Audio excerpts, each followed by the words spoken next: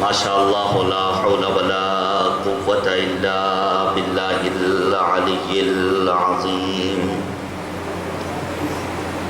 حسبنا اللہ نعم الوکیل نعم المولا ونعم النصیر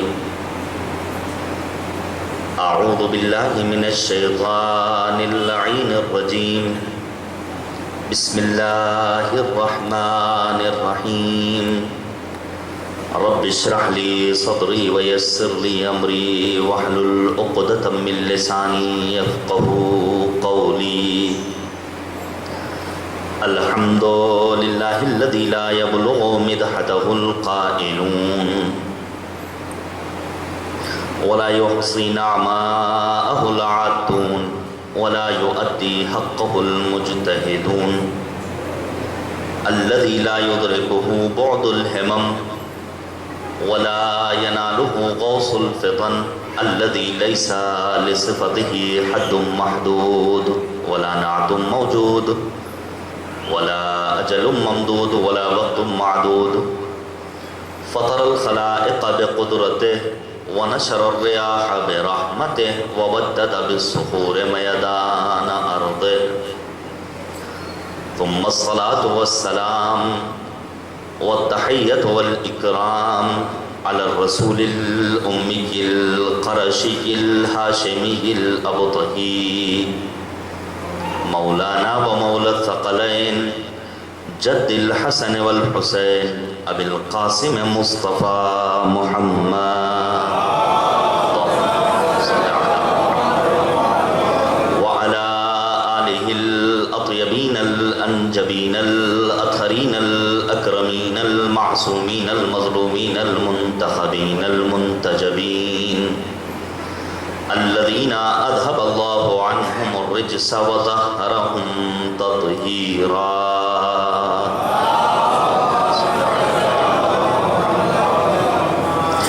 واللعنة الدائمة الباقية على أعدائهم أجمعين من الآن إلى قيام يوم الدين آمين يا رب العالمين أما بعد فقد قال الله تبارك وتعالى في القرآن الحكيم وهو أصدق الصادقين وقوله الحق أعوذ بالله من الشيطان الرجيم يا أيها الذين آمنوا اتقوا الله وكونوا مع الصادقين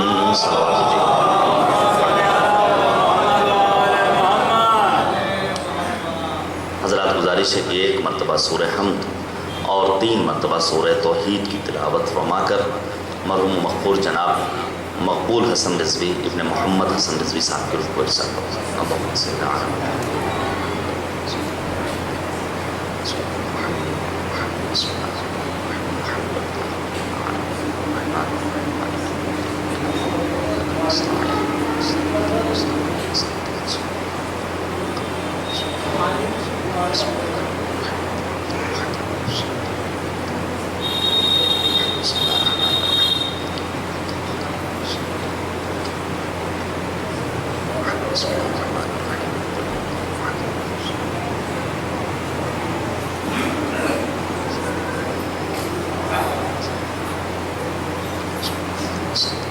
ایک صلوات پڑھیے گا محمد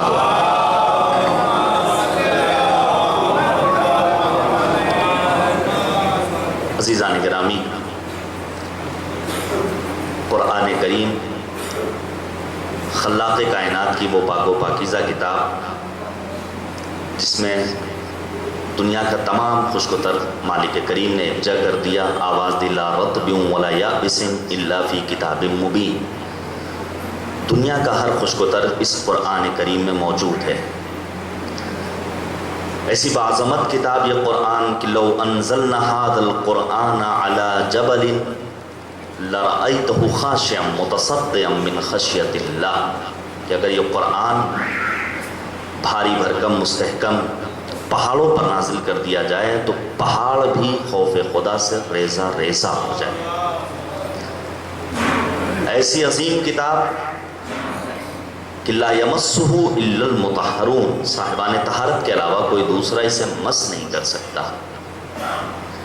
ایسی کتاب جو 14 صدیوں سے عالم انسانیت کے لیے چیلنج بنی ہوئی ہے. قل، اے میرے حبیب اعلان کر دیجئے، ان کنتم فی ریب مما نزلنا علی عبدنا فأتوا بسورۃ من مثلہ وادعوا شہداءکم من دون اللہ ان کنتم صادقین.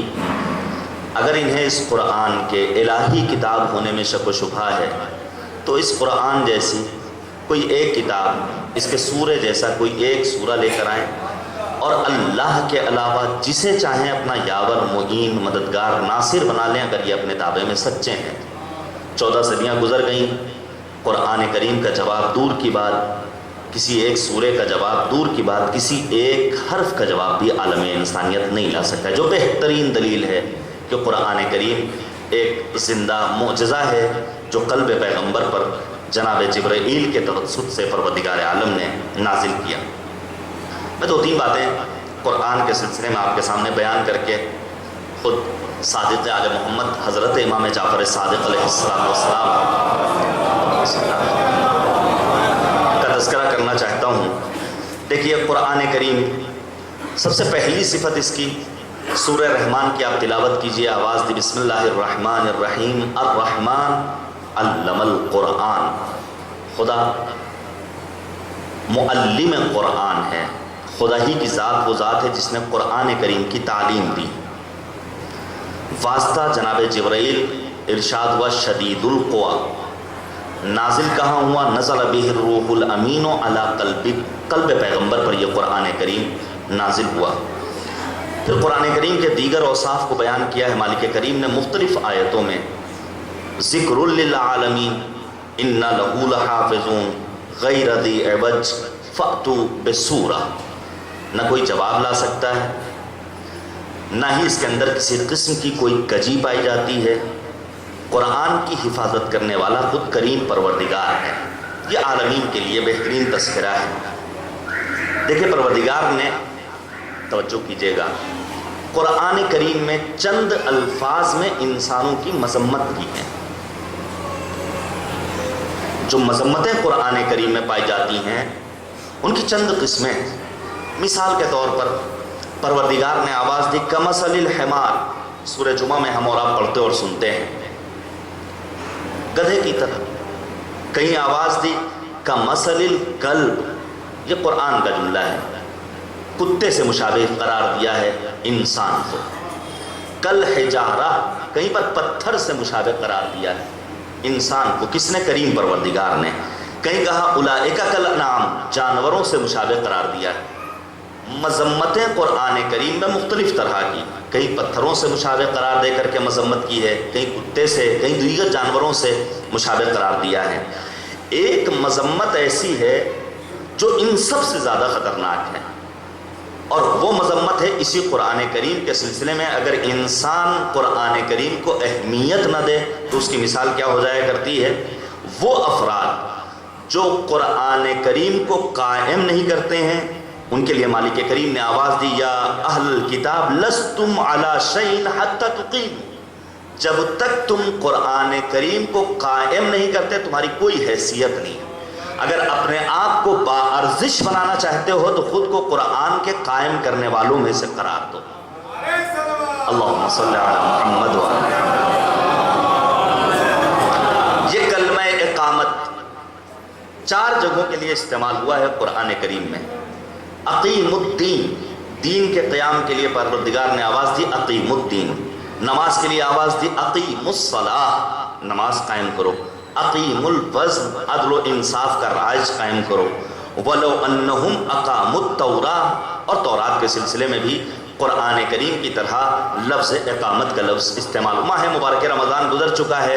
یقیناً جب انسان کسی ڈھلائی پر پہنچتا ہے تو وہاں سے وہ اپنی سائیکل یا اپنی گاڑی یا اپنی تیز رفتار موٹر سائیکل کو مزید تیزی سے آگے بڑھا سکتا ہے. یہ ماہ رمضان جو بھی ہم نے اپنے پشت سر گزارا ہے یہ اسی ڈھلان کا کام کرتا ہے. اگر اپنے آپ کو ماہ مبارک رمضان میں قرآن کا عادی بنا لیا، قرآن سے آپ نے اپنے آپ کو مانوس کر لیا، تو سال کے باقی مہینوں میں بھی قرآن کریم سے انسیت کے بہترین دروس لیے جا سکتے ہیں.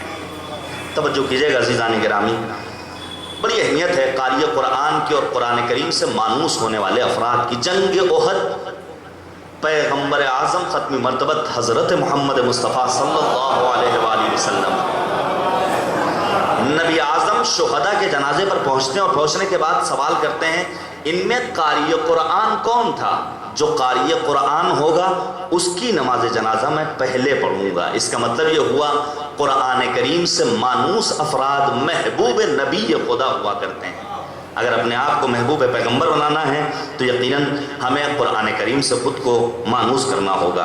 तो बहुत सारी बातें हैं, मैं एक हदीस आपके सामने पेश करूँ। हमारे और आपके पहले इमाम अमीरुल मोमिनीन सैयदुल आरिफीन हज़रत अली इब्न अबी तालिब अलैहिस्सलाम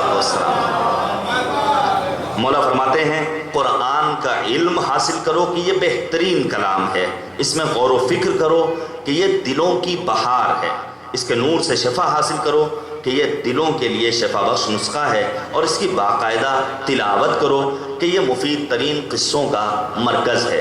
कुरान करीम का एक एक लफ्ज़ मोजज़ा, और अगर इंसान कुरान से ख़ुद को मानूस कर ले तो परवरदिगार उसे वहाँ से अता करता है। मैंने सुबह में भी ये जुमला कहा था जहाँ तक इंसान का तसव्वुर भी नहीं पहुँच सकता है। फिर वो खादिम कायनात नहीं होता है बल्कि कायनात का ज़र्रा ज़र्रा उसके लिए खिदमत गुजार बन जाया करता है। बादशाह रूम अमीरुल मोमिनीन की खिदमत में ख़त भेजता है और मौलाए कायनात की खिदमत में वो ये लिखता है मेरे सर में शदीद दर्द होता है। तमाम अतिब्बा तमाम मुआलिजों की खिदमत में पहुंचने के बाद हम इस नतीजे पर पहुंचे कि हमें शिफा नहीं मिलने वाली है। अमीरुल मोमिनीन ने अपनी एक बज़ाहिर मामूली सी टोपी उसकी खिदमत में भेजी और भेजने के बाद अमीरुल मोमिनीन ने कहा जब कभी शदीद दर्द महसूस हो तो अपने ताज शाही को उठाकर किनारे रख देना, अली या मुर्तज़ा की इस मामूली सी टोपी को अपने सर की ज़ीनत बना लेना। टोपी पहुंच गई और वाक़ई ऐसा ही होता था, जब वो अपने सर पर टोपी रखता था दर्द उसका ज़ायल होता हुआ नज़र आता था। उसके हवाली मवाली ने कहा ज़रा देखा जाए ये मामूली सी टोपी क्या है इसके दरमियान। जब धागों को खोला गया तो दरमियान में एक छोटा सा कागज़ निकला जिसके ऊपर आय करीमा लिखी हुई थी बिस्मिल्लाहिर रहमानिर रहीम।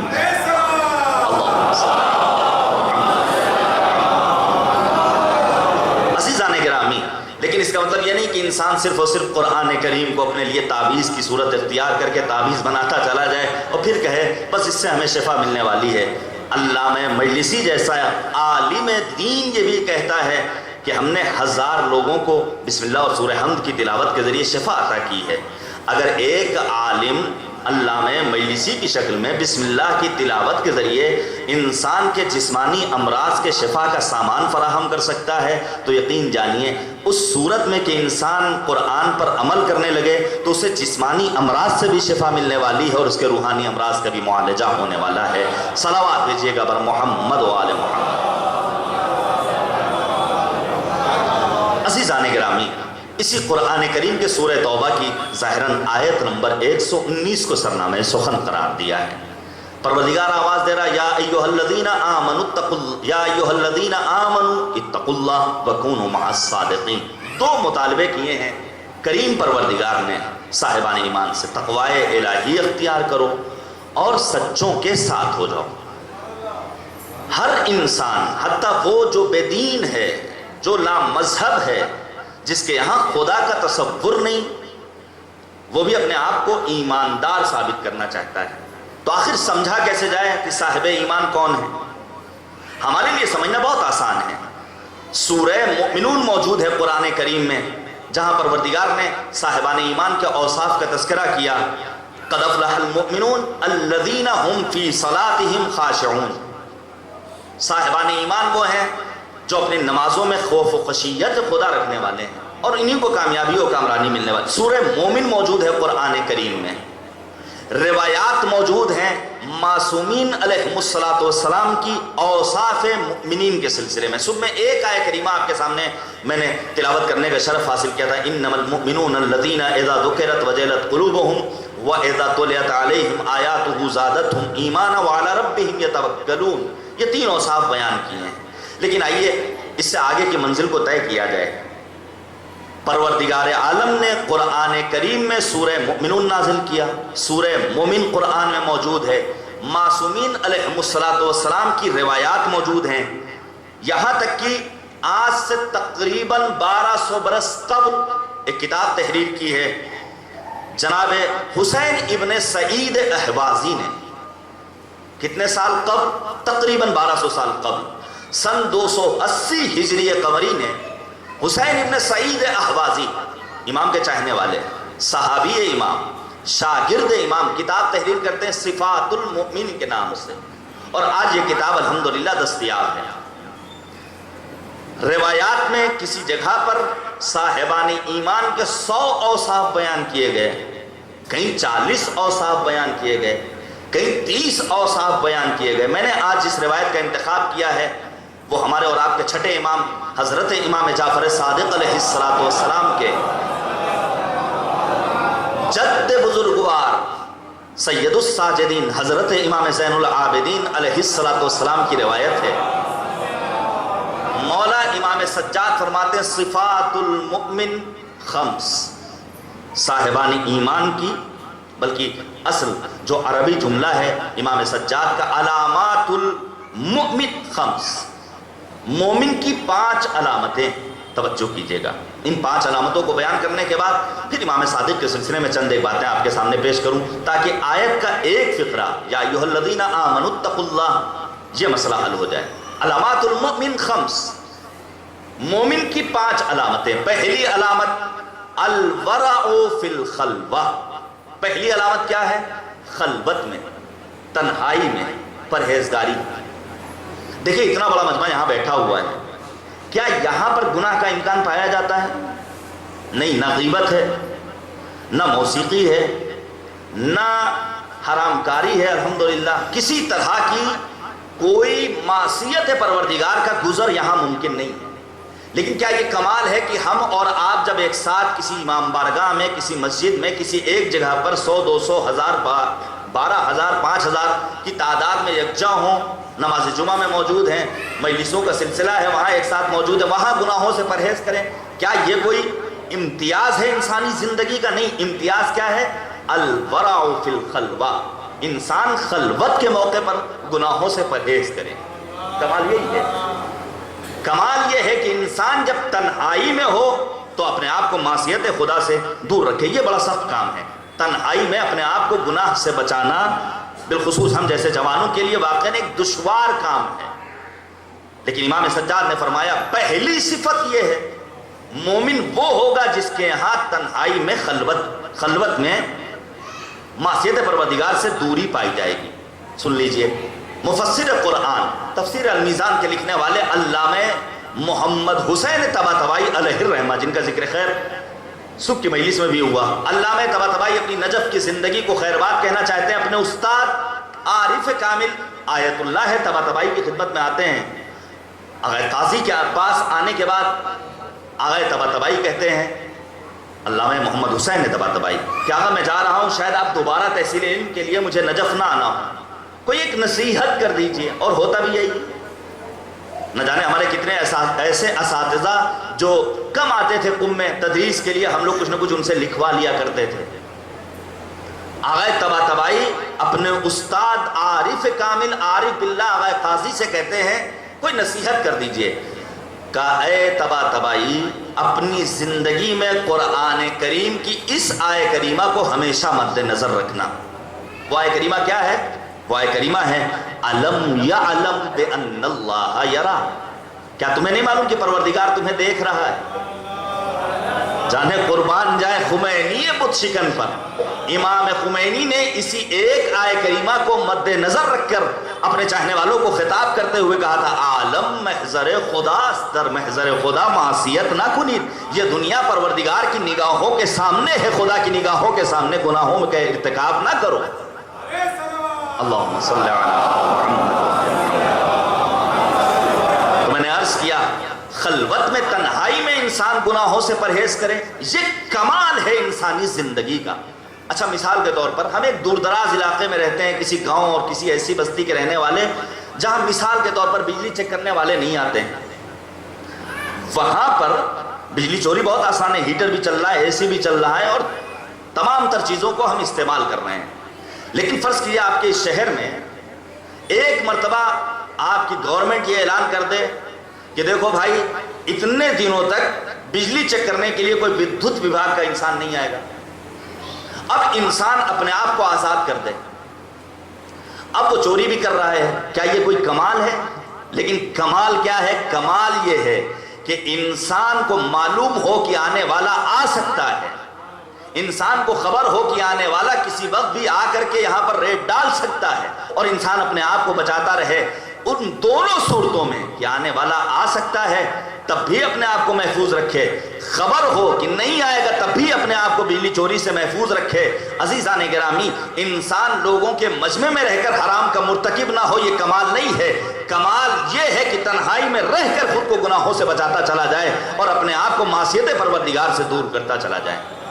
ایک جوان، بے شمار واقعات ہیں اس ضمن میں، ایک جوان ہے رات کی تاریکی میں ایک خاتون کے پیچھے دوڑ رہا ہے غلط حرکت کے لیے، معصیت پروردگار کے ارتکاب کرنے کے لیے، لیکن خاتون با حیا، ایماندار، خوف و خشیت خدا دل میں رکھنے والی، وہ کہتی کیا تجھے نہیں معلوم کہ دیکھنے والے دیکھ رہے ہیں؟ وہ جوان کیا کہتا ہے؟ وہ کہتا ہے واللہ لا یرانا الا الکواکب۔ توجہ کیجئے گا، واللہ لا یرانا الا الکواکب۔ جوان کہتا ہے اس خاتون سے خدا کی قسم ستاروں کے علاوہ ہمیں کوئی نہیں دیکھ رہا ہے۔ جیسے اس نے جملہ کہا وہ خاتون، دیکھیں معرفت پائی جائے گی، شناخت ہوگی خدا کی وحدانیت پر، واقعی معنی میں انسان ایمان و اقرار رکھنے والا ہوگا تو وہ اس خاتون جیسا جواب دے گا۔ کہا تمہیں کواکب کے دیکھنے کا علم ہے، کاش تم سمجھ لیتے کہ ان ستاروں کا پیدا کرنے والا بھی ہمیں دیکھ رہا ہے۔ جب ستارے دیکھ سکتے ہیں تو ان ستاروں کا خالق بھی یقیناً ہمیں دیکھنے والا ہے۔ کمال یہ ہے کہ انسان ایسی صورت میں اپنے آپ کو گناہوں سے بچاتا چلا جائے۔ پہلی صفت انسان الورع، انسان اپنے آپ کو گناہوں سے بچائے خلوت میں، تنہائی میں۔ دوسری صفت مومن کی الحلم عند الغضب، جب انسان کو غصہ آئے تو انسان بردباری کا مظاہرہ کرے۔ امام سجاد کا وہ خطبہ جو واقعاً سنہری حرفوں میں لکھے جانے کے قابل ہے، اوتینا ستن، ہمیں 6 چیزیں عطا کی، العلم والحلم، علم عطا کیا پروردگار نے ہمیں، علم اور بردباری عطا کی۔ امام سجاد ایک جگہ تشریف فرما ہے، آپ کی کنیز آپ کے اوپر پانی ڈال رہی ہے، ہاتھ دھو رہے ہیں، لیکن ظرف بظاہر فلزی تھا، کسی دھات کا بنا ہوا، گرا، سر زخمی ہوا۔ فوراً اس خاتون نے، بڑی تیز ہوش تھی، فوراً اس خاتون نے قرآن کریم کی آیت پڑھی والکاظمین الغیظ والعافین عن الناس واللہ یحب المحسنین۔ غصے کو پی جانے والے ہوتے ہیں صاحبان ایمان اللہ کے مخلص بندے، لوگوں کو معاف کر دینے والے ہوتے ہیں اللہ کے مخلص بندے، اور لوگوں پر احسان کرنے والے ہوتے ہیں یہ خاصان خدا۔ کاش ہمارا جوان جو ادھر ادھر کی باتوں میں اپنے آپ کو مصروف رکھتا ہے، طرح طرح کی ضرب المثل میں اپنے آپ کو مصروف رکھتا ہے، ان چھوٹی چھوٹی آیتوں کو اپنے ذہن میں محفوظ رکھ لے۔ کہیں لڑائی ہو رہی ہے، فوراً اس آیت کریمہ کی تلاوت کر رہے۔ امام سجاد نے اس ایک آیت کریمہ کو سنا، فوراً کہا اے کنیز، میں نے اپنے غصے کو پی لیا ہے، میں نے تجھے معاف کر دیا ہے، اور خدا کی مرضی کے حصول کے لیے تجھے راہ خدا میں آزاد کر دیا ہے۔ صلوات بھیجیے گا بر محمد و آل محمد۔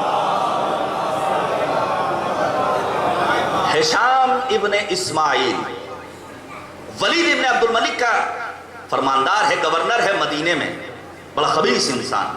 امام سجاد پر بے پناہ مظالم ڈھائے اس انسان نے، لیکن ولید نے کسی وجہ سے اس کو معذور قرار دیا۔ لوگوں کو جب اہل مدینہ کو خبر ہوئی، سب اس کے گھر کے باہر پہنچے، اور ایسے موقع پر تماشا دیکھنے والوں کا ایک ہجوم۔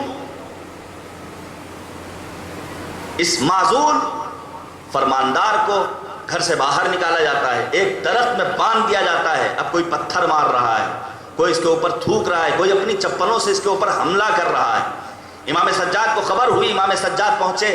امام سجاد کی عظمت و جلالت کو دیکھتے ہوئے اہل مدینہ ہٹتے چلے گئے۔ اب لوگوں کو محسوس یہ ہوا کہ ابھی امام سجاد بھی کوئی نہ کوئی بدلہ لیں گے۔ بالخصوص یہ ہشام ابن اسماعیل سوچ رہا ہے میں نے تو ان کے اوپر بڑے مظالم ڈھائے ہیں، ان مدینے والوں سے ہمارا کوئی سروکار نہیں تھا، انہوں نے مجھے اتنی اذیتوں میں مبتلا کیا، یقیناً یہ ہمیں قتل کروا دیں گے، لیکن جانیں قربان جائیں۔ امام سجاد آگے بڑھتے ہیں، اور آگے بڑھنے کے بعد سب سے پہلے اس کے ہاتھ پیر کھولتے ہیں اور ولید کو یہ خط لکھتے ہیں اس انسان کو یہاں سے بلا لیا جائے ورنہ اہل مدینہ اسے قتل کر دیں گے۔ آپ تصور کیجئے، العلم حلم پایا جائے عند الغضب، غصے کے وقت۔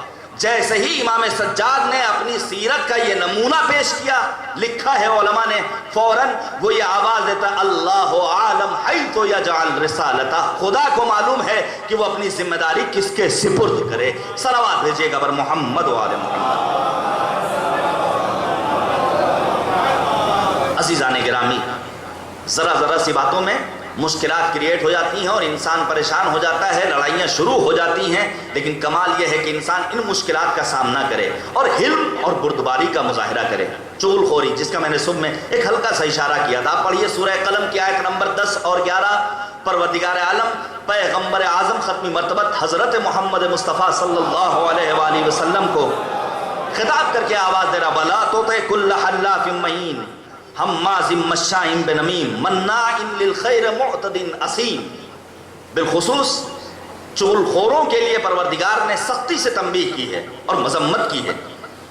امام سجاد کے پاس ایک شخص آتا ہے اور آنے کے بعد کہتا ہے فلاں شخص آپ کی بڑی برائی کر رہا تھا۔ ہمارے سماج میں بھی ایسا ہوتا ہے، یہ واٹس ایپ اور وائبر وہ جملہ اور وہ حدیث کا فقرہ اپنے ذہن میں لائیے جسے میں نے ایام عزائے فاطمیہ میں ایرانی امام بارگاہ میں آپ کے سامنے خانہ ابو طالب میں پیش کیا تھا۔ صدیقہ طاہرہ حضرت فاطمہ الزہرا سلام اللہ علیہا نے فرمایا تھا، امیر المؤمنین کو خطاب کر کے امیر المؤمنین سے فرمایا تھا، یا ابن ام ما احدتنی کاذبا ولا خائنا ولا خالفتک منذ عاشرتنی۔ تین چیزیں ہماری زندگی میں نہیں پائی گئی ہماری مشترکہ حیات میں، جھوٹ، خیانت اور بیجا توقعات۔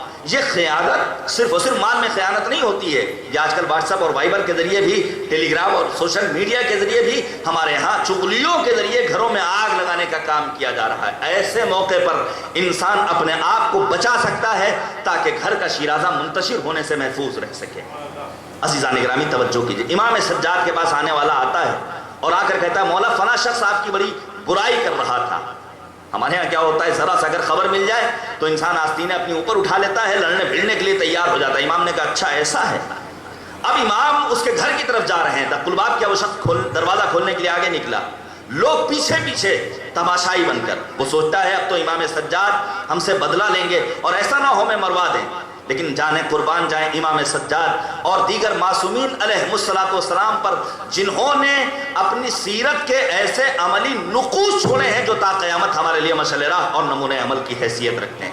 امام سجاد فرماتے ہیں ایھا المتکلم، اے شخص، اے بولنے والے، اے کہنے والے، قلت فی ما قلت، جو کچھ کہنا تھا تو نے میرے بارے میں کہا، ان کنت صادقا فنستغفر اللہ، اگر تو اپنے کہنے میں سچا تھا تو ہم اللہ کی بارگاہ میں استغفار طلب کرتے ہیں، اور اگر وہ چیزیں جس کی ناروا نسبت تو نے میری جانب دی ہے تو تیرے لیے بارگاہ خداوندی میں استغفار طلب کرتے ہیں۔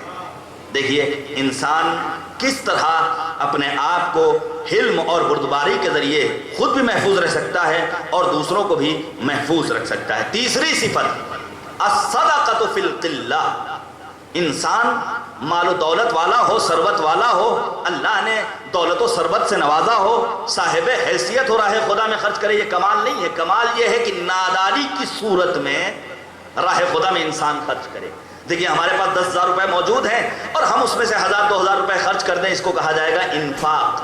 لیکن 100 روپے ہیں اور کسی ضرورت مند کو وہ 100 روپے دے دیں تو اسے کہا جائے گا ایثار۔ اہل بیت عصمت و طہارت کے ہاں انفاق تو تھا ہی، ایثار بھی پایا جاتا تھا۔ آنے والا آتا ہے مسجد میں، پیغمبر اعظم اصحاب کے ساتھ بیٹھے ہوئے ہیں، آنے والا کہتا ہے میں بھوکا، میں پیاسا، ہے کوئی جو اس کا پیٹ بھر دے؟ امیر کائنات اٹھے، لے کر گھر میں پہنچے اور پہنچنے کے بعد دق الباب کیا، صدیقہ طاہرہ باہر آئی، دروازہ کھولا، امیر المؤمنین نے سوال کیا ہے کچھ کھانے کے لیے؟ کہا بس اتنا ہے، قوت العشیہ۔ توجہ کیجئے گا، رات کا کھانا ذرا سی مقدار میں موجود ہے، اور بعض علماء نے لکھا ہے اتنی خوراک تھی کہ کسی ایک کمسن بچے کا پیٹ بھر سکے، اور علماء نے استنباط کیا شاید اس وقت صرف اور صرف سبت اکبر حضرت امام حسن مجتبی علیہ السلام موجود تھے۔ اللہم صلی علی محمد وآلہ۔ دیکھیں اتنے کم نہیں، بارش بھی ہو رہی ہے اور اس میں اگر صلوات و سلام و درود کا تحفہ بھی بارگاہ ہے اہل بیت عصمت و طہارت میں پہنچ جائے تو یقیناً نور علی نور ہو جائے گا۔ مل جل کر ایک صلوات بھیجیے بر محمد صلی اللہ علیہ وسلم۔ وعشیہ، تھوڑی سی مقدار میں کھانا موجود ہے۔ امیر المومنین کا جملہ سنیے، بہترین درس ہے آج کی اس مجلس سے ملنے والا، بہترین پیغام ہے۔ امیر المومنین کہتے بی بی جان نوّب الصبیان، بچوں کو سلا دیجئے، جو کمسن بچے ہیں انہیں سلا دیجئے، ہم بھی بھوکے پیٹ سو جائیں گے، لیکن ایک مہمان لے کر آئے ہیں، چاہتے یہ ہیں کہ اسے کھانا کھلا دیں۔ مجھے شرم محسوس ہوتی ہے کہ کوئی مہمان ہمارے گھر پر حاضر ہو، کوئی سائل خالی ہاتھ واپس چلا جائے، نہیں، اس کھانے کو سائل کے سپرد کر دیا جائے۔ اگلے روز صبح میں نماز ادا کرنے کے لیے امیر کائنات مسجد پہنچے، پیغمبر نے بڑھ کر استقبال کیا، گلے لگایا، کہا اے علی تو نے کیا کیا؟ کہا کیا ہوا؟ کہا جب تو راہ خدا میں خرچ کر رہا تھا تو آواز قدرت آ رہی تھی، انہم یؤثرون علی انفسہم ولو کانوا بہم خصاصہ، خود چاہے جتنی مشکلات میں کیوں نہ مبتلا ہوں، اپنے آپ کو ایثار کی منزلوں پر فائز کر کے دوسروں کو مقدم کر دیا کرتے ہیں۔ تو الصدقۃ فی القلہ، ناداری کے عالم میں، کم ہونے کی صورت میں راہ خدا میں خرچ کر دینا۔ اس کے بعد کا جملہ ہے، چوتھی صفت ہے ایک مومن کی، علامات المومن خمس، 5 صفات۔ پہلی صفت، خلوت میں انسان گناہوں سے پرہیز کرے، الحلم عند الغضب، غصے کے وقت علم اور بردباری سے کام لے۔ تیسری صفت، الصدقۃ فی القلہ، قلت میں، تنگ دستی میں، ناداری میں، فقر و فاقے کے عالم میں راہ خدا میں خیرات کرنا۔ چوتھی صفت، الصدق عند الخوف، جب ڈر ہو اس موقع پر سچ بولنا، سچ بولنا۔ اس لیے امام نے اور معصوم نے فرمایا تھا، کسی کے ایمان کو پرکھنا ہو تو لا تنظروا الى طول رکوعہم ولا الى سجودہم بل تنظروا الى صدق الحدیث واداء الامانہ۔ یہ دیکھو اس کے یہاں گویائی میں صداقت ہے یا نہیں ہے، امانت داری پائی جاتی ہے کہ نہیں پائی جاتی ہے۔ امیر المؤمنین، یہ جو ماجرائے ثقیفہ پیش آیا ہے، اس کے پیچھے جو اہم ترین علت ہے وہ یہ کہ یہاں جھوٹ پایا جاتا تھا۔ غدیر کے میدان میں 1.25 لاکھ حاجیوں کے درمیان امیر کائنات کی ولایت کا اعلان کیا پیغمبر اعظم نے، لیکن سب نے جھٹلا دیا اور ثقیفہ کا ماجرا پیش آیا۔ 25 برس تک علی مرتضیٰ خاموشی کی زندگی بسر کرتے رہے۔ میدان رہبہ، مسجد کوفہ کے اطراف میں ایک میدان جہاں لوگوں کے جمع اور اکٹھا ہونے کا مقام تھا، وہاں علی مرتضیٰ سوال کرتے ہیں کہ کس کو غدیر یاد ہے؟ ایک بڑا مجمع ہے، 4-5 افراد کے علاوہ ہر ایک خاموش، توجہ کیجئے گا، ہر ایک خاموش۔ پہلی صف میں بڑے بڑے نبی اعظم کا زمانہ دیکھنے والے افراد موجود ہیں، لکھا ہے علماء نے، انس ابن مالک جیسا انسان موجود ہے جو نبی اکرم کے ساتھ 10 برس زندگی بسر کر چکا ہے۔ کہا انس کیا تمہیں بھی نہیں یاد ہے خاموشی اختیار کی ہو؟ کہا میں بھول چکا ہوں۔ کہا اگر بھول گئے ہو تو ٹھیک ہے، اگر نہیں بھولے ہو تو یقین جانو تمہیں ایک مرض لاحق ہوگا۔ اور جناب امیر کائنات کی اس پیشنہاد اور اس پیشین گوئی کی روشنی میں انس کی زندگی کے آخری لمحات میں برس جیسا عظیم مرض مبتلا ہوتا ہے، اور اسی مرض میں وہ انسان اس دنیا سے رخصت ہو جاتا ہے۔ تو خوف کے مقام پر ڈر جہاں موجود ہو وہاں انسان صدق نیت کے ساتھ، صداقت و سچائی کے ساتھ اپنی زندگی بسر کرے۔ اس کے بعد 5ویں صفت، الصبر عند المصیبہ، مصیبت کے ہنگام صبر کرنا۔ امام حسین علیہ السلام کی زندگی کا آپ مطالعہ کریں، واقعہ کربلا، خون آشام ذرات، صبح سے لے کر کے عصر عاشور تک خیموں میں جنازوں کا لانا، لیکن حسین ابن علی تمام تر منزلوں پر ایسا صبر کرنے والے کہ آسمان میں موجود فرشتے بھی حیرت کرتے ہیں کہ یہ کیسا بندہ پروردگار ہے جو اتنا عظیم صابر ہے اور شاکر ہے۔ تو ہمیں اپنے آپ کو اگر مومن بنانا ہے، واقعی معنی میں ہم مومن بننا چاہتے ہیں، تو کم از کم 100 صفات نہ صحیح، 40 صفات نہ صحیح، 30 صفات نہ صحیح، امام سجاد کی حدیث کی روشنی میں اپنے آپ کو ہمیں ان 5 صفات کا حامل بنانا پڑے گا۔ ہمیں خلوت میں، ہمیں تنہائی میں گناہوں سے دوری کرنی ہوگی، ہمیں ہر مقام پر صبر اور بردباری کا مظاہرہ کرنا ہوگا، ہمیں فقر و تنگدستی کے عالم میں صدقہ اور خیرات کرنا ہوگا، ہمیں پروردگار کی رضا کے لیے قدم قدم پر صبر کرنا ہوگا، اور تمام تر مشکلات کے باوجود ہمیں صدق دل کے ساتھ صداقت و سچائی کا اپنے آپ کو عادی بنانا ہوگا۔ یہ 5 صفات قرآن نے اعلان کیا، یا ایھا الذین آمنوا، صاحبان ایمان تقوی اختیار کرو۔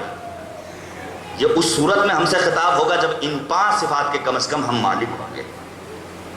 اب چند چیزیں امام سجاد علیہ السلام کی سننے کے بعد چھٹے امام کے سلسلے میں آپ سے بیان کروں، چونکہ تمام علماء نے صراحت کے ساتھ لکھا ہے یہاں پر صادقین سے مراد محمد و آل محمد علیہ السلام ہے۔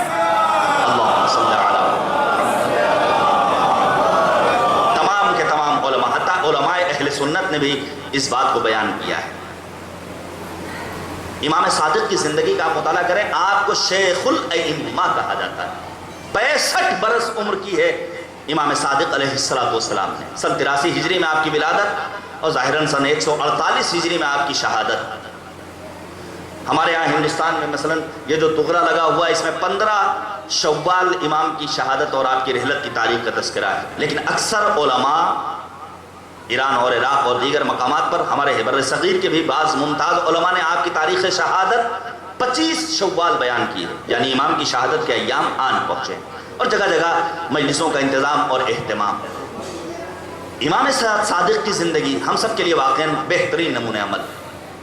امام صادق نے اپنی زندگی میں مکتب تشیع کی حفاظت کے لیے اور اپنے شیعوں کی حفاظت کے لیے چند ایک اہم کام انجام دیے۔ ان چیزوں کا سننا کیوں ضروری ہے؟ دیکھیے قرآن نے اعلان کر دیا یریدون لیطفئوا نور اللہ بافواہہم واللہ متم نورہ ولو کرہ الکافرون۔ کافروں کو کہے کتنا ہی برا کیوں نہ لگے، نور ولایت اہل بیت ہمیشہ روشن منور اور تابناک رہے گا۔ نہ جانے کتنے منصور دوانقی پیدا ہوتے رہے، لیکن نور امامت آج بھی جلوہ افروز ہے، آج بھی روشن و منور اور تابناک ہے۔ امام باقر نے فرمایا بنی الاسلام علی 5 علی الصلاة والزکاة والصوم والحج والولایہ ولم یناد بشیء کما نودی بالولایہ۔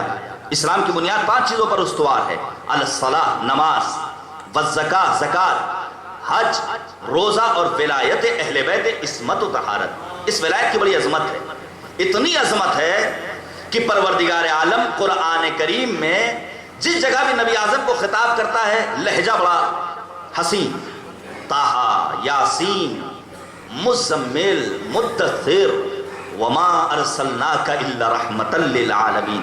لیکن 3 مقامات ایسے ہیں جہاں لہجے میں تندی پائی جاتی ہے۔ پہلا مرحلہ توحید کا، لئن اشرکت لیحبطن عملک، اے پیغمبر اگر آپ نے شرک کیا تو یاد رکھیے آپ کے تمام اعمال برباد۔ دوسرا مرحلہ قرآن کا، ولو تقول علینا بعض الاقاویل، اگر قرآن میں آپ نے تحریف کی تو ہم آپ کو محکم گرفت میں لے لیں گے، ثم لقطعناہ منہ الوتین، آپ کی شہرگ حیات کو کاٹ دیں گے۔ یہ کون کہہ رہا ہے؟ کریم پروردگار، رحیم پروردگار۔ کس سے؟ نبی رحمت سے۔ اور تیسرا مرحلہ یہی علی مرتضیٰ امیر کائنات کی ولایت کا ہے، یا ایھا الرسول بلغ ما انزل الیک من ربک وان لم تفعل فما بلغت رسالتہ۔ علی کی ولایت کا اگر اعلان نہ کیا تو گویا کار رسالت آپ نے انجام ہی نہ دیا۔ اتنی عظمت ہے اس ولایت کی کہ جناب جابر ابو سعید خدری کے ساتھ نبی اعظم کی خدمت میں آتے ہیں اور آنے کے بعد کہتے ہیں اے نبی خدا، منافقین کا دورہ ہے، جب ہم کبھی بیٹھتے ہیں ہمیں نہیں معلوم مومن کون ہے، منافق کون ہے، کون اپنا ہے کون پرایا ہے، ڈر لگتا ہے کہیں ایسا نہ ہو اس خیمے کی بات اس خیمے میں پہنچ جائے۔ پیغمبر مسکرائے اور پیغمبر اعظم نے ایک نسخہ دیا، جب کبھی اپنی بزم میں بیٹھو تذکرہ علوی چھیڑ دو، خود بخود معلوم ہو جائے گا مومن کون ہے منافق کون ہے۔ اب وہ جابر کا جملہ کنا نعرف فی زمن رسول اللہ المنافقین ببغضہم علیہ، ہم رسول کو پہچانتے تھے، ہم منافقوں کو پہچانتے تھے علی کے تذکرے کے ذریعے۔ جب علی کا ذکر چھڑتے تھے، جن کا چہرہ کھل جاتا تھا سمجھ جاتے تھے یہ مومن ہیں، جن کے چہرے مرجھا جاتے تھے سمجھ جاتے تھے منافق ہیں۔ ولایت و امامت کی کتنی عظمت ہے، لیکن یہ ولایت اس کی حقیقت کیا ہے؟ آیت اللہ العظمیٰ جوادی آملی، شاگرد امام خمینی، وقت عظیم مرجع عظیم فلسفی، کتاب لکھتے ہیں شمیع میں ولایت، اور اس شمیع میں ولایت میں ولایت کی تعریف بیان کرتے ہوئے بیان کرتے ہیں آغا جوادیہ آملی استاد حوض علمیہ قم، وہ کہتے ہیں ولایت یعنی محب اور محبوب، عاشق اور معشوق کے درمیان فاصلے کا نہ پایا جانا۔ ہم ہیں محب، اہل بیت عصمت و طہارت ہمارے محبوب، ہم عاشق وہ معشوق، اب ان میں اور ہم میں فاصلہ نہ پایا جائے۔ نہ کردار میں فاصلہ پایا جائے، نہ رفتار میں فاصلہ پایا جائے، نہ گفتار میں فاصلہ پایا جائے، نہ حسن معاشرت میں فاصلہ پایا جائے، نہ بچوں کی اسلامی تربیت میں فاصلہ پایا جائے، نہ بزرگوں کے احترام میں فاصلہ پایا جائے، نہ علماء اور افاضل کے احترام میں فاصلہ پایا جائے، جب یہ تمام تر فاصلے ختم ہو جائیں تو سمجھ لینا چاہیے ہم نے حق ولایت کو ادا کر دیا۔ ولایت بڑی بعظمت شے ہے، اللہ نے ہمیں ولایت جیسی عظیم نعمت سے سرفراز کیا ہے، تو اب اس ولایت کے تقاضوں کو پورا کرنا یہ ہماری اور آپ کی ذمہ داری ہے۔ امام صادق نے اپنی زندگی میں اپنے شیعوں کا بڑا خیال رکھا ہے، توجہ کیجیے گا، شاید یہ باتیں آپ نے سنی ہو اور ہو سکتا ہے شاید پہلی بار سن رہے ہیں۔ امام صادق مکتب تشیع کی حفاظت کے لیے اور شیعوں کی حفاظت کے لیے امام صادق نے بڑا خاص اہتمام کیا ہے۔ آپ کو دور بھی ایسا میسر آیا جس میں حالات بھی فراہم تھے۔ دیکھیے ہر معصوم، توجہ کیجئے گا میرے عزیزو، ہر معصوم صدیق طاہرہ ہوں یا وقت کا امام فرزند زہرا حضرت صاحب الزمان عجل اللہ تعالی فرجہ الشریف، سید الشہداء ابا عبداللہ الحسین ہو یا دیگر معصومین، ان تمام معصومین نے ہمارا اور آپ کا پاس و لحاظ اور خیال رکھا ہے۔ میں ایک روایت پیش کروں، اگر ایسا نہ ہوتا ہم اور آپ گناہوں کے تمام تر گرد و غبار سے اٹے اور ڈٹے ہوئے گناہوں کے ارتکاب کرنے والے، اس کے باوجود وقت کا امام شفقت اور رحمت کا عظیم نمونہ بن کر آواز دیتا، انی لأستغفر اللہ لمذنب شیعاتنا فی کل یوم واللیل الف مرہ، میں اپنے گنہگار شیعوں کے لیے ہر شب و روز 1000 مرتبہ استغفار طلب کرتا ہوں بارگاہ خداوندی میں۔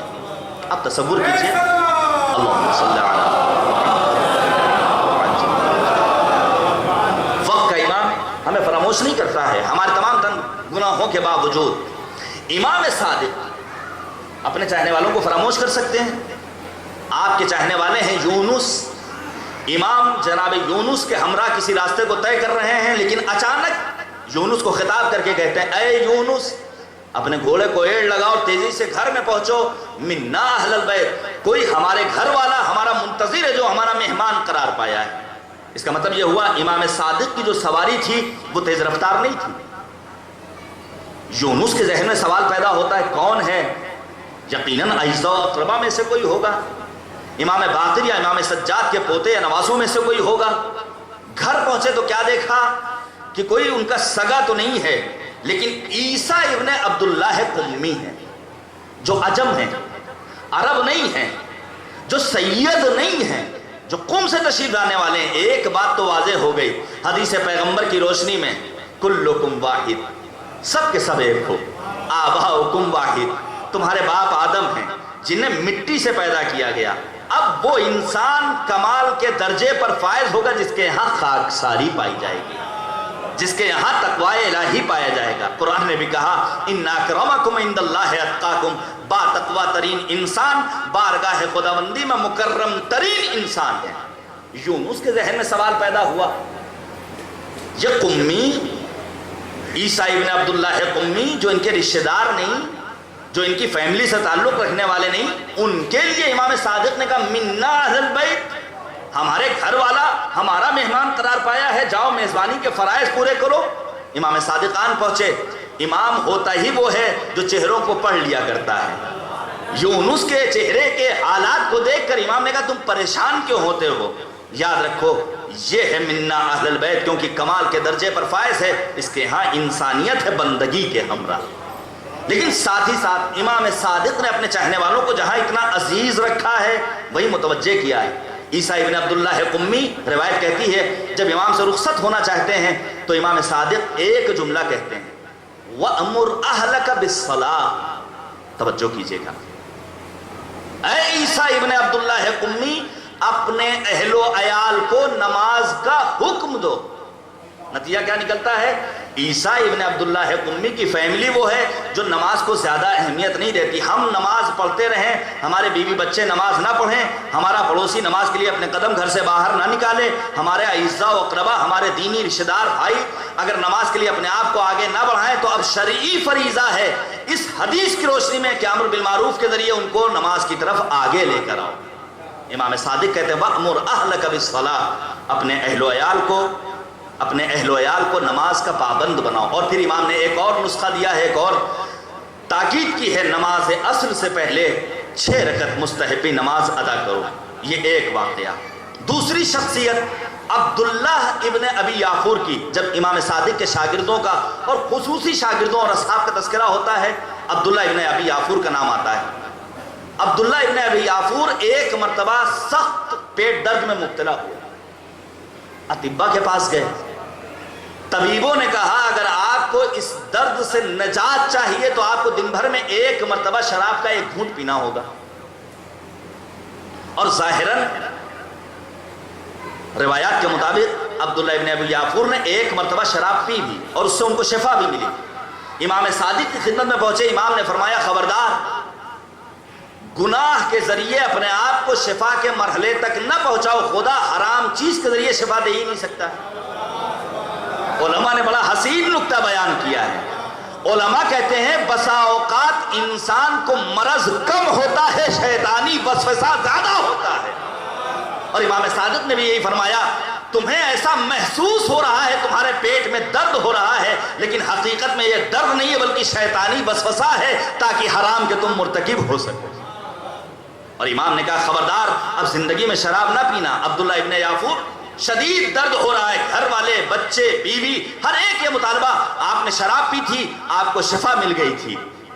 عبداللہ ابن ابی یافور کہتے ہیں چونکہ میرے مولا نے کہا ہے اگر میرے جسم کی بوٹی کر دی جائے تب بھی میں شراب کو ہاتھ لگانے والا نہیں ہوں. اسی لیے معصوم نے کہا تھا ثلاثۃ لا تدخل الجنہ، 3 ایسے گروہ ہیں جنہیں جنت میں کبھی بھی داخلہ نہیں مل سکتا ہے. تارک الصلاۃ ولو برکعۃ، نماز چھوڑنے والا ایک ہی رکعت نماز کیوں نہ ترک کرے. شارب الخمر ولو بقطرۃ، شراب پینے والا ایک ہی قطرہ شراب کیوں نہ پیے. آق الوالدین ولو بلحظۃ، والدین کا آق کیا ہوا ایک لمحے کے لیے ہی کیوں نہ آق کیا گیا. یہ 2 مثالیں آپ کے سامنے میں نے پیش کی.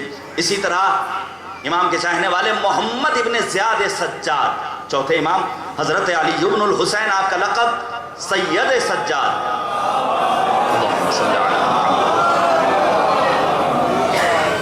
الگ الگ ہوں جو ذرے غبار بنتے ہیں، ہوں یکجا تو کوہسار بنتے ہیں. مل جل کر صلوات ہے جی پر محمد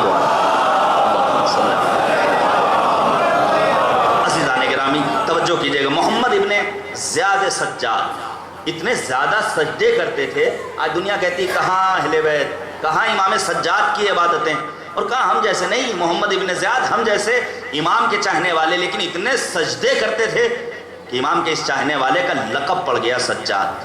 یہ مدینے آتے ہیں، امام صادق نے اپنا مہمان قرار دیا. ایک رات تو یہ رکے، دوسری رات نظر نہ آئے امام صادق کے گھر. جب دوبارہ ملاقات ہوئی امام نے کہا کیوں نہیں آئے؟ کہا مجھے شرم محسوس ہوتی ہے، کہیں ایسا نہ ہو میں باعث زحمت بن جاؤں آپ کے لیے. امام نے کہا نہیں، جب تک تمہیں مدینے میں رہنا ہے تب تک تمہیں ہمارا مہمان ہونا ہے. اور پھر امام صادق کی خدمت میں جب محمد ابن زیاد سجاد پہنچتے ہیں، امام سوال کرتے ہیں یہ بتاؤ تمہاری محبوب ترین غذا کیا ہے؟ آپ تصور کیجئے بالکل وہی صورتحال ہے جیسے امام حسین نے میدان کربلا میں یہ آواز دی تھی کہ تم نے ہمیں نماز کا وقت یاد دلایا ہے. جعلک اللہ من المصلین الذاکرین، اللہ تمہیں نماز گزاروں میں قرار دے. ان بارگاہوں میں پہنچنے کے بعد طلب کر لینا یہ اچھی بات ہے، لیکن بارگاہوں میں پہنچنے کے بعد ان معصوم ہستیوں سے لے کر دامن مراد بھر کر واپس جانا، اس کے لیے اپنے آپ کو اصحاب حسین اور اصحاب اہل بیت کے کردار کا حامل خود کو بنانا ہوگا. کہا تمہاری محبوب ترین غذا کیا ہے؟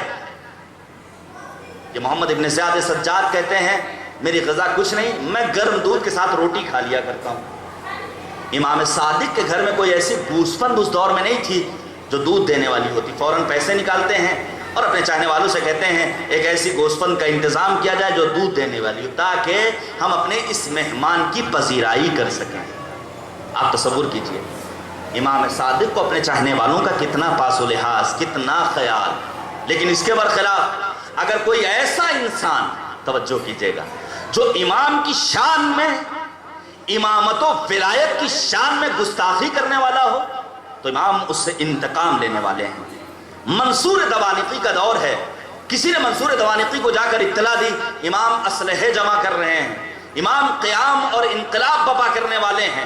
منصور دوانقی نے راتوں رات امام سجاد کو طلب کیا، اسی لیے لکھا ہے آپ کے سوانح نگار اور آپ کی سیرت لکھنے والوں نے کہ امام کچھ عرصے کے لیے 1-2 برس تک کوفے میں رہے، کوفے کے اطراف میں، اور امام کو اس عالم میں پکڑا گیا کہ امام اگر گھر کے لباس میں تھے، گھر کے لباس کو تبدیل کرنے کی بھی فرصت نہیں دی گئی۔ پہنچے منصور دوانقی کی خدمت میں، وہ سوال کرتا ہے سنا ہے آپ اسلحے جمع کر رہے ہیں، سنا ہے آپ انقلاب اور قیام بپا کرنے والے ہیں، توجہ کیجئے گا۔ امام کہتے ہیں نہیں، جھوٹ ہے۔ کہا بلایا جائے اس شخص کو۔ ایک شخص لایا گیا، کہا اس نے بتایا ہے۔ کہا تم جھوٹ بول رہے ہو، کیا تم قسم کھا سکتے ہو؟ کہا ہاں میں قسم کھا سکتا ہوں، میں نے خود دیکھا ہے۔ کہا اگر قسم کھانا ہے تو واللہ باللہ کے ذریعے نہیں، بلکہ جو قسم میں تعلیم دوں گا اس کے ذریعے تمہیں قسم کھانی ہوگی۔ توجہ کیجئے گا میرے عزیزو، عالم علم لدنی ہوا کرتے ہیں ہمارے معصوم ائمہ اطہار علیہم السلام۔ کہا جو قسم میں تعلیم دوں گا ان فقرات کے ذریعے تم قسم کھاؤ گے، اور اگر تم اپنی بات میں جھوٹے ہوگے تو اللہ تمہیں فوراً موت دے دے گا۔ وہ مسکراتا ہے، مضحکہ کرتا ہے، موت و حیات کے مالک کیا آپ ہیں؟ لیکن امام کہتے ہیں نہیں، یاد رکھ، اگر تو نے جھوٹی قسم کھائی ان کلمات کے ذریعے جو میں تعلیم دینے جا رہا ہوں تو تجھے فوراً موت آ جائے گی۔ فوراً وہ کہتا ہے کیا ہے وہ جملے؟ امام کہتے ہیں کہو برئت من اللہ وقوتہ، اللہ کی طاقت سے میں بری ہوں، اللہ کی کوئی طاقت نہیں، اللہ کی کوئی معاذ اللہ ارزش نہیں۔ اور اس کے بعد امام کہتے ہیں کہو اگر میں جھوٹا ہوں تو برئت من اللہ وقوتہ والتجأت الی حولی وقوتی، اللہ کی طاقت و قوت کو چھوڑ کر میں اپنی طاقت و قوت پر بھروسہ کرنے والا ہوں۔ اسی لیے بار بار تاکید کی گئی ہے، بار بار کہتے رہو لا حول ولا قوت الا باللہ۔ سید الشہداء میدان کربلا میں جس فقرے کی زیادہ تکرار کرتے تھے وہ یہی فقرہ تھا، لا حول ولا قوت الا باللہ۔ توجہ کیجئے گا، 3 مقامات قرآن میں ایسے ہیں جہاں جمیعاً کا لفظ آیا ہے، ان العزت للہ جمیعا۔ یہ آج ہمارے سماج میں کچھ ایسے سرپھرے پیدا ہو گئے جنہوں نے ایک پارٹی کا پرچم تھام لیا، کوئی معمولی سا عہدہ مل گیا تو وہ یہ سمجھتے ہیں ہم نے بہت بڑا کارنامہ کر لیا ہے، ہمیں بہت بڑی عزت مل گئی ہے۔ لیکن قرآن پر اگر یقین ہے، اہل بیت کے اگر ماننے والے ہو، اگر حدیث ثقلین پر یقین رکھنے والے ہو تو یاد رکھو عزت صرف اور صرف خداوند کریم کی طرف سے ملنے والی ہے۔ ان العزت للہ جمیعا۔ نہ آج عزت ہندوستان کی فلاں پارٹی سے ہمیں ملنے والی ہے، نہ آج عزت دنیا کے تمام اسلامی ممالک کو امریکیوں کے ذریعے ملنے والی ہے۔ یہ آج کی سپر پاور، یہ آج کی حکومت جو اپنے آپ کو سپر پاور مانتی ہے، ہم نے خود اپنی آنکھوں سے دیکھا ہے، ہم نے خود مشاہدہ کیا ہے۔ یہی امریکی تھے جنہوں نے مرسی کو پہلے آگے اٹھایا اور اس کے بعد اس کی پھانسی کی سزا کا اعلان کر دیا۔ ان کے ذریعے تمہیں کامیابی اور عزت ملنے والی نہیں ہے۔ دوسری جگہ جہاں پر جمیعاً کا لفظ استعمال ہوا ہے، ان القوت للہ جمیعا۔ کبھی انسان ناز نہ کرے کہ ہم ایک ساتھ 50 کلو کا وزن اٹھا سکتے ہیں، بہت بڑے بہادر ہیں، ہم ریسلر ہیں، ہم فلاں ہیں۔ نہیں، یہ قوت خدا کی دی ہوئی قوت ہے۔ یہی وجہ ہے علی مرتضیٰ جیسا بندے پروردگار، چوکی سوکھی روٹی کھانے والا یہ آواز دیتا ہے ما قلعت باب خیبر بقوت جسدانیہ بل بقوت ربانیہ۔ باب خیبر کو میں نے اپنی جسمانی طاقت سے نہیں اکھاڑا ہے بلکہ ربانی قوت سے اکھاڑا ہے۔ اللہم صلی علی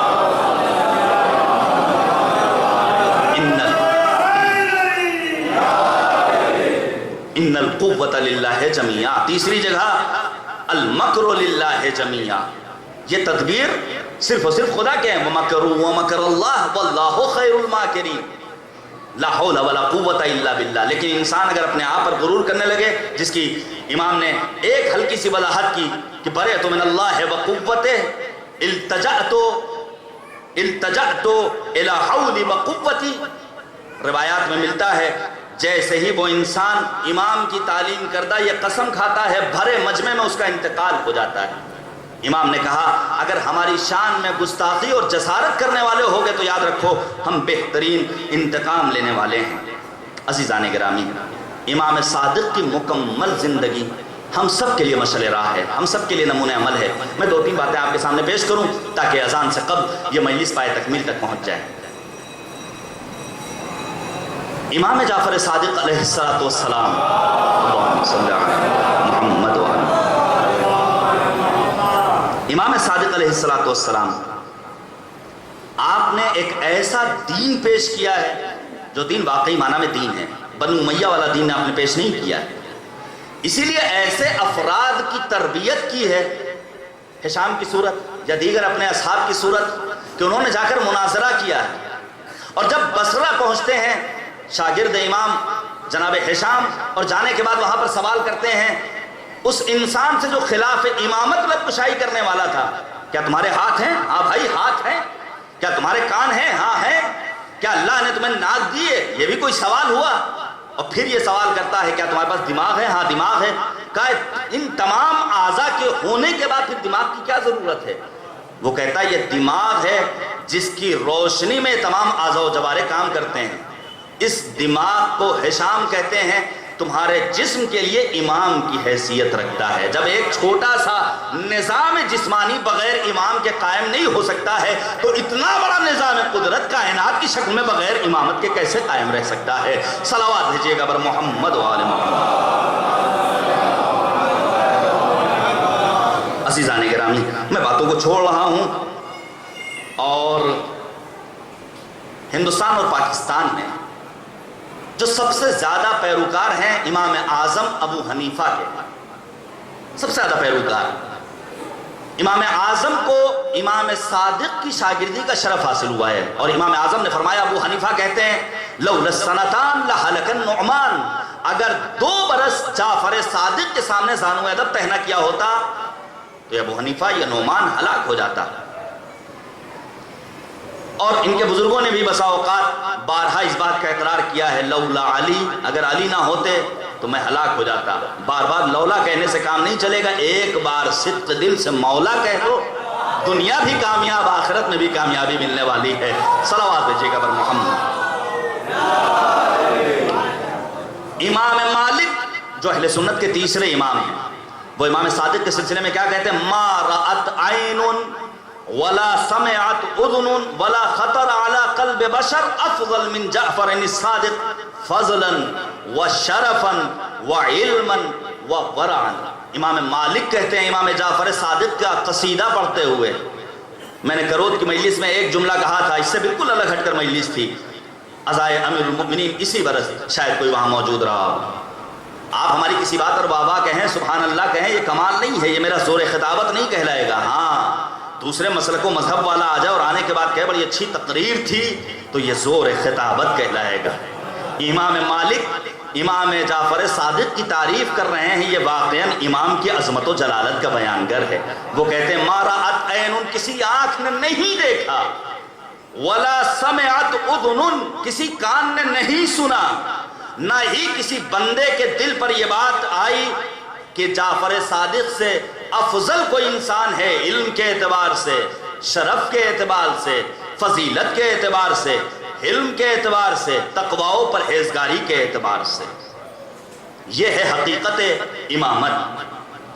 یہ امام اعظم جن کا بھی میں نے تذکرہ کیا، دنیا کہتی ہے کیوں جاتے ہو کربلا معلی، کیوں جاتے ہو ذریحوں کو بوسہ دیتے ہو، کیوں تابوت کو چومتے ہو؟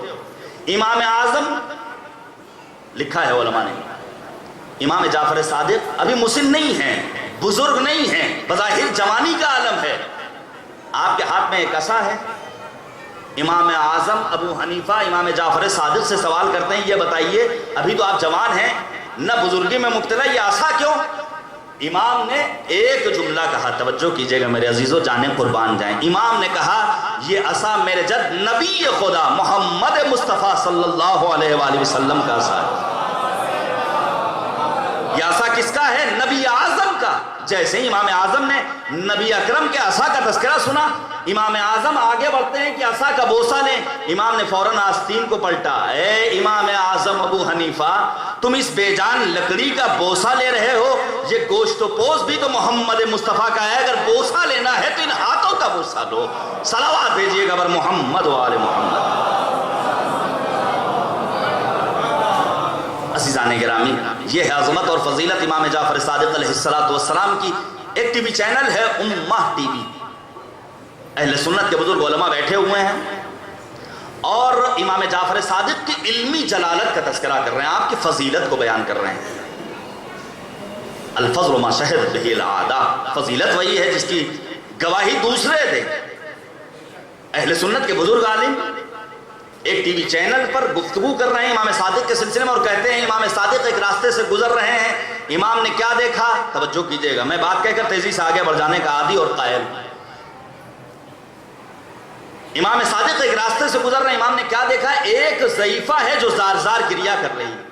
امام ٹھہر گئے، ایک جملہ کہنا چاہتا ہوں، سیرت اہل بیت کے خلاف ہے کہ کسی کو روتا ہوا دیکھو خاموشی کے ساتھ گزر جاؤ۔ سیرت اہل بیت کا مطالبہ ہے اگر کسی کو روتا ہوا دیکھو تو اس کے پاس پہنچ جاؤ، اس کے لیے ڈھارس بن جاؤ۔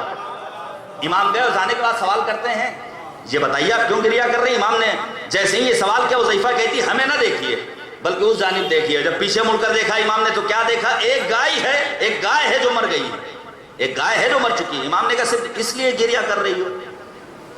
وظیفہ کہتی میری کل زندگی کا سرمایہ یہی گائے تھی جس کے دودھ کے ذریعے میں اپنے بچوں کا پالن پوشن کرتی تھی، میں اپنے بچوں کو پروان چڑھاتی تھی، میں اپنے بچوں کی غذا فراہم کرتی تھی۔ وہ عالم اہل سنت امہ ٹی وی چینل پر یہ بیان کرتے ہیں، امام جعفر صادق چند قدم آگے بڑھے، جانے کے بعد گائے کو ٹھوکر مارتے ہیں، آواز دیتے ہیں قم باذن اللہ، اذن خدا سے کھڑی ہو جا۔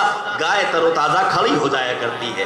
جب انسان اپنے آپ کو خدا کے لیے وقف کر دیتا ہے تو اللہ وہ صلاحیت عطا کرتا ہے جو خدا جیسی صلاحیت بن جایا کرتی ہے۔ صلوات بھیجیے گا بر محمد و آل محمد۔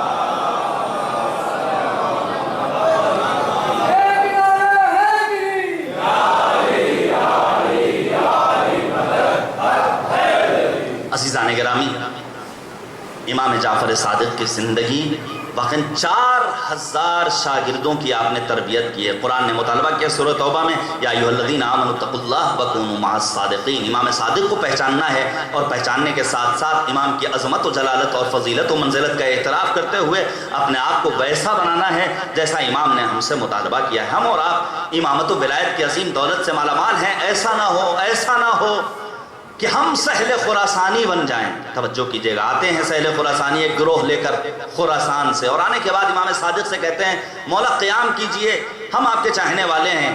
امام نے کہا ہے سہل خراسانی جاؤ، تنور روشن ہے اس میں کود جاؤ۔ سہل خراسانی پس و پیش میں، مولا ہم آئے تھے نصرت کے لیے، آپ آگ کے حوالے کر رہے ہیں۔ اتنے میں ہارون مکی آئے، ہارون مکی سامان لیے ہوئے ہیں۔ مولا نے فرمایا ہارون مکی کنویں تنور میں چلے جاؤ۔ ہارون مکی نے کوئی سوال نہیں کیا، بچیں گے، جل جائیں گے، بھن جائیں گے، تنور میں خود کو پہنچا دیا، ڈھکن بند کر دیا۔ محو گفتگو، خراسان سے آنے والا یہ قافلہ سوچ رہا تھا جل گیا ہوگا بندہ خدا، بھن گیا ہوگا۔ کچھ دیر کے بعد امام صادق کہتے چلو دیکھا جائے کیا حال ہے۔ اب جا کر جو ڈھکن ہٹایا تو کیا دیکھا؟ پھولوں کی سیج پر ہارون مکی محو تسبیح پروردگار، محو تسبیح پروردگار۔ عزیزان گرامی، ہم اور آپ جو ہر وقت کہتے ہیں اللہم عجل لولیک الفرج، یہ دیکھنا چاہیے کہیں ایسا نہ ہو کہ ہماری یہ دعا سہل خراسانی کے کردار کی حامل ہو۔ اگر ہم نے اپنے آپ کو ہارون مکی کے کردار کا مالک بنا لیا تو یقیناً امام پردہ غیب سے ظہور کرنے والے ہیں، یقیناً امام آنے والے ہیں۔ اور پھر روایت کہتی ہے امام ایک جگہ سے گزر رہے ہیں اور دیکھا کہ گوسفند کا ایک گلہ ہے۔ امام نے کہا قسم خدا کی اگر اتنی تعداد میں بھی ہمارے صدق دل سے چاہنے والے ہوتے تو میں قیام کر لیتا۔ راوی کہتا ہے جب گنا ہے ان گوسفندوں کو تو 17 کی تعداد میں وہ گوسفند موجود تھے، یعنی اس دور میں 17 افراد بھی امام کے واقعی معنی میں چاہنے والے نہیں تھے۔ بڑی عظمت ہے امام جعفر صادق علیہ السلام کی۔ اللہم صلی علی محمد۔ بس مجھے اشارہ ہو گیا ہے، نماز کا وقت آن پہنچا۔ ایک آخری بات، اتنی عظیم ہستی کہ آپ کی لکھی ہوئی کتاب سیمینار ہوتا ہے جرمنی میں امام جعفر صادق علیہ السلام کے سلسلے میں، مختلف مکاتب فکر سے تعلق رکھنے والے افراد آرٹیکل اور مقالات قلم بند کرتے ہیں۔ جرمنی میں ترجمہ موجود، انگلش میں ترجمہ موجود، اور لاہور میں جو ترجمہ شائع ہوا ہے سپرمین ان اسلام کے نام سے اردو میں ترجمہ موجود ہے، آپ کے اس ہندوستان میں دستیاب ہے۔ امام جعفر صادق اور سائنسی انکشافات۔ امام جعفر صادق یہ آج کے دور میں بہت ساری باتیں پڑھنا چاہ رہا تھا لیکن وقت اذان آن پہنچا ہے۔ امام جعفر صادق کے مکتب کے پروردہ ہیں علماء مجتہدین۔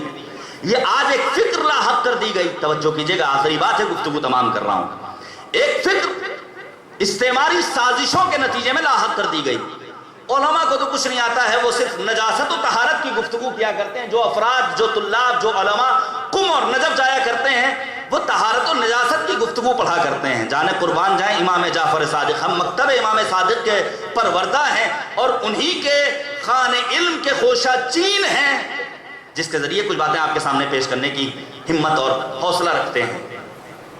امام جعفر راوی کہتا ہے امام جعفر صادق کی خدمت میں جب ہم پہنچتے تھے تو صرف ایک درس نہیں دیکھتے تھے بلکہ دیکھتے تھے کبھی امام جعفر صادق علم کیمیا کا درس دے رہے ہیں، جابر ابن حیان امام علم کیمیا قرار پائے، کبھی سائنس کا درس دے رہے ہیں، کبھی اخلاقیات کی گفتگو کر رہے ہیں، کبھی یہی امام جعفر صادق ہیں جو اعتقادات کے ساتھ ساتھ فقہ اور مسائل اور دینی احکام کو بیان کر رہے ہیں۔ اسی لیے تو یونیورسٹی کہا جاتا ہے کہ امام صادق کی یونیورسٹی میں 4000 سے زائد اسٹوڈنٹس پہنچتے تھے اور پہنچنے کے بعد ثانوی ادب طے کر کے دامن مراد کو علم کی عظیم دولت سے مالا مال کر کے واپس آیا کرتے تھے۔ عزیزان گرامی، منصور دوالقی نے بڑے ظلم کیے ہیں امام جعفر صادق علیہ السلام پر، حتی آگ لگوائی ہے امام کے گھر میں، لیکن امام جعفر صادق نے یہ کہہ کر آگ کو چیلنج کیا تھا، انا ابن ابراہیم، میں ابراہیم کا بیٹا ہوں۔ جب آگ ابراہیم جیسے خلیل خدا کو نہیں جلا سکتی تو مجھے اور میرے گھر والوں کو کیا جلائے گی؟ آگ گلنار ہو گئی اور پھر نار باقی نہ رہی بلکہ پھولوں کی شکل میں جناب امام جعفر صادق علیہ السلام کے گھر میں لوگوں کی نگاہوں کے سامنے آ گئی۔ لیکن ملتا ہے روایات میں، یہیں سے ربط مسائل گفتگو تمام کو لکھا ہے علماء نے، امام جعفر صادق کے گھر میں ایک مرتبہ آگ لگی، امام گریہ وزاری کر رہے ہیں، لوگوں نے کہا اس معمولی سی آگ کے نتیجے میں آپ گریہ وزاری کر رہے ہیں، یہ آگ بجھ جائے گی۔ سنیے گا جملہ امام صادق کا کیا جملہ ہے۔ امام جعفر صادق فرماتے ہیں اس معمولی سی آگ کے نتیجے میں گریہ نہیں کر رہا ہوں، بلکہ جب یہ آگ میری نگاہوں کے سامنے آئی تو مجھے عصر عاشور کے بعد خیام حسینی میں جو آگ لگی تھی وہ منظر میری نگاہوں کے سامنے آ گیا۔ اللہ اکبر، کتنی مصیبتیں برداشت کی ہیں اہل بیت عصمت و طہارت نے دین کی بقا کے لیے۔ امام صادق نے باقاعدہ طور پر کربلا کی زیارت کا مجدہ سنایا ہے، فضیلت بیان کیا۔ ابو جعفر منصور کہتے ہیں امام جعفر صادق ایک راستے سے گزر رہے ہیں اور اپنے چاہنے والے سے کہتے ہیں جاؤ بس میں گفتگو تمام کر رہا ہوں، آنے والا آ رہا ہوگا اسے میرے پاس لے کر آؤ۔ شدید دھوپ، تمازت آفتاب، وہ واپس آ گیا۔ امام نے کہا نہیں، آنے والا آ رہا ہے اسے لے کر آؤ۔